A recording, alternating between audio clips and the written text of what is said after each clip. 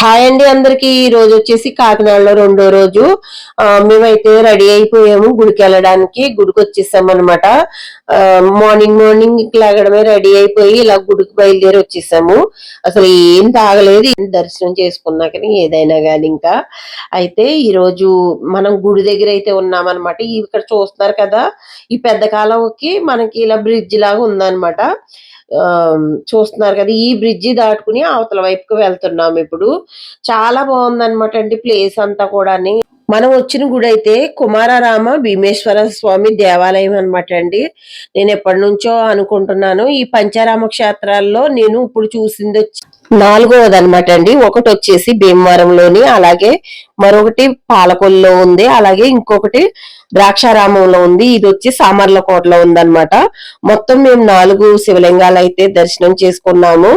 అలాగే ఇంకొకటి గుంటూరులో ఉంది, అదైతే మేము ఇంకా 5వది చూడాలన్నమాట. అక్కడికి ఎప్పుడు వెళ్తానో నాకు తెలియదు, కానీ 4 క్షేత్రాలు మాత్రం చూశానండి. చాలా హ్యాపీ అనిపించింది. పూజ కూడా చాలా అంటే చాలా బాగా చేయించుకున్నాను.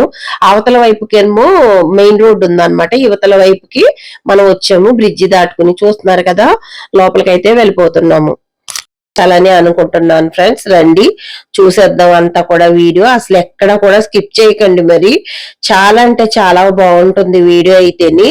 చూస్తున్నారు కదా, మనకి లోపలికి వెళ్ళడానికి ఇలా ఆర్చ్ ఉందన్నమాట.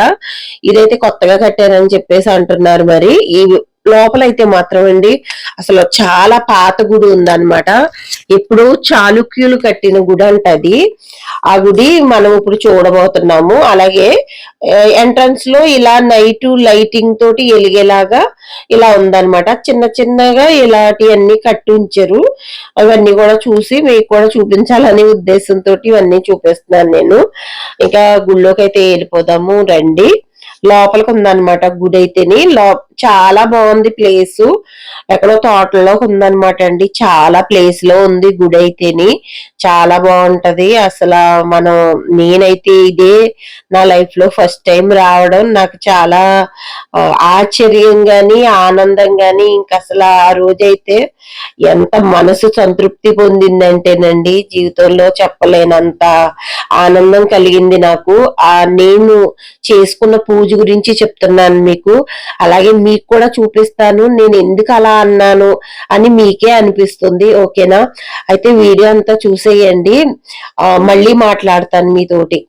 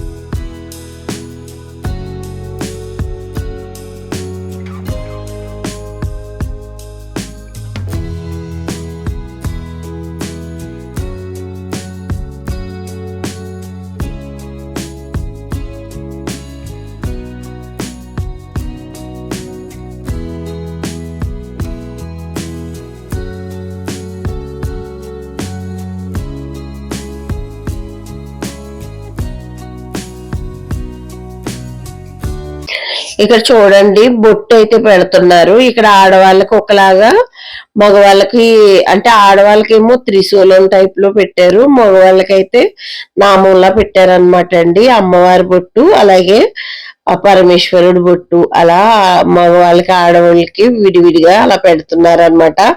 ఇలా పెట్టించుకున్నాము. ఎక్కడికి వెళ్ళినా గానీ ఇలాంటి నామాలు పెడుతున్నారు కదా ఇప్పుడు. చాలా బాగా అనిపిస్తుంది గుడి దగ్గర అయితేనే. ఇలా పెట్టించుకున్నాము. అలాగే అభిషేకానికి కానీ అన్ని తీసుకుని లోపలికి వస్తున్నాం అనమాట. ఇంతలోని లోపలికి వస్తున్నాం అనమాట అండి. చూస్తున్నారు కదా ఎంత పాతగా ఉందో గుడి అయితేని. నాకైతే ఇదే ఫస్ట్ టైం, నేను చూడలేదు ఇప్పుడు. చాలా బాగా అనిపించింది. మీకు లోపల కూడా చూపిస్తాను, చాలా బాగుంది. అలాగా మేము లోపలికి వస్తూ ఉంటే ఎంట్రన్స్ లోనే ఇలా ప్రసాదం అయ్యి కూడా సేల్ చేస్తున్నారు అనమాట అండి. అలాగే ఇటు చూస్తున్నారు కదా, అక్కడ భోజనాలు పెడతారంట అప్పుడు 12 తర్వాత నుంచి. అలా మనం వెళ్తూ ఉంటే ఇక్కడ పంతులు గారు కనపడ్డారు. ఆయన బయటకు వచ్చేస్తున్నారు అనమాట అండి. అంటే గుళ్ళోంచి బయటకు వెళ్ళిపోయి ఆయన మమ్మల్ని చూసి మమ్మల్ని తీసుకుని వెళ్ళి అవన్నీ, అంటే మేము అభిషేకానికి తీసుకున్నాం కదా, నేను చేయిస్తాను రండి అని చెప్పి తీసుకుని వెళ్ళారు. నిజంగా మా అదృష్టం అనుకోవాలన్నమాట అండి. ఆ మాట ఎందుకన్నానో మీకే అర్థమవుతుంది. ఆయన వెళ్ళిపోతూ వెళ్ళిపోతూ ఆయన మమ్మల్ని చూసి మా ఇద్దరిని ఆగి ఆయన వెనక్కి వచ్చి మాతోటి పూజ చేయించారనమాట. చాలా బాగా చేయించారనమాట అండి. చూస్తున్నారు కదా, చుట్టుపక్కల అంతా కూడా ఇలా ఉందన్నమాట అండి. మొత్తం లోపల గుడి చూపిస్తాను చూడండి. ఇదిగోనండి, ఇలాగా చుట్టూ కూడా ఒక మండపం లాగా ఉందన్నమాట అండి. ఈ గుడి చుట్టూ ఇదంతా కూడా ఒక మండపం లాగా ఉంది. చుట్టూ కూడా రాతి కట్టడంతో చాలా బాగా అనిపించింది గుడి అయితేని. చూస్తున్నారు కదా, గుడి వచ్చేసి 2 అంతస్తుల్లా ఉంటది అనమాట అండి.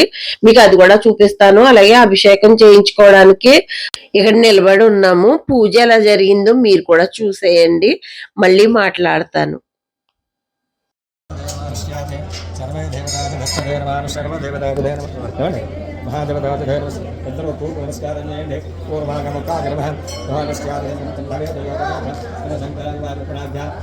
నమస్కారం చేయండి. ఆగ్నిర్భాగే నేత్రాధ్యాన ఓం పర్వశుభ సంభవే లోప శంకరాయ నమస్కారం చేయండి. దక్షిణస్థానే ఓం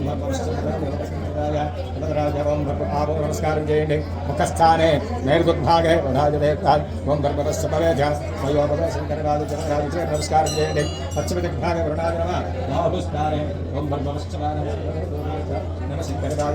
నమస్కారం చేయండి. వాయు దిగ్భాగే నాసికస్థానే వాయువే నమః ఓం భర్గవశ్చంబతే శంకరాయ జమకరాయ ఓం భర్గవశ్చంబతే నమస్కారం చేయండి. ఉత్తర దిగ్భాగే కుబేరాయ వై నమః ఓం భర్గవశ్చంబతే నమస్కారం చేయండి. ఈశాన్యాగే నాదిస్థానే ఈశాన్యాయ నమః రామ్ ఓం సభవే శంకరాయ ఓం దిగ్భాగే ప్రదేశే నమః నమస్కారం చేయండి. చెప్పండి. రుద్రోహం శివోహం భగస్తి గతి సర్వ ఆపహి ప్రముచ్యతే సర్వ భూతేషు